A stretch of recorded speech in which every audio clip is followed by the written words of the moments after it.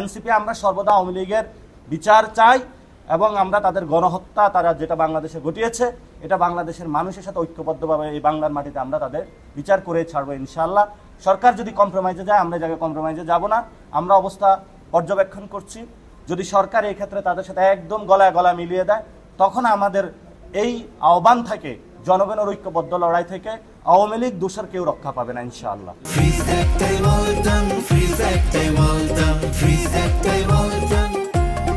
এই যে চিটাগাঙ্গে এখন বৃষ্টি হচ্ছে, সীমান্ত হলো বৃষ্টি হচ্ছে এবং এই বৃষ্টির মধ্যে ধান খেতে হলে পানি এসেছে এবং ওই মানবতর জীবনযাপন করছে মানুষগুলো, সেখানে তারা বাংলাদেশিদের কাছে পানি চাচ্ছে, বিস্কিট চাচ্ছে, বাচ্চা বাচ্চা সন্তান নিয়ে তারা সীমান্তে পড়ে রয়েছে শূন্য রেখায়। তো এটা পুরো দক্ষিণ এশিয়াতে একটা অশান্ত পরিস্থিতি সৃষ্টি করছে ভারত।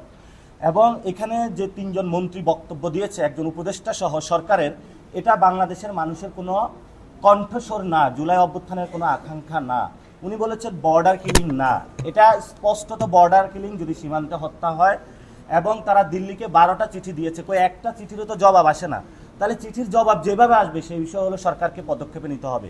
মোটা দাগে সবচেয়ে বড় বিষয় হলো বিজেপি শক্তিশালী ভূমিকা পালন করতেছে কিন্তু তাদের পেট্রোলিং কার্ড নাই। সেখানে আমি গিয়ে দিয়েছি, তারা মশার কামড় খায়, মাছির কামড় খায়, তাদের ওই অব্যবস্থাপনার মধ্যে তারা রয়েছে। অল্প কয়টা টাকা তারা স্যালারি পায়। আমরা সীমান্তে মানুষকে আহ্বান জানাই, মানব প্রাচীর তৈরি করুন, ঐক্যবদ্ধভাবে বিজেপির সাথে থাকুন। পুরো বাংলাদেশ আপনাদের সাথে আছে, আপনারা সাহস করে দাঁড়ান।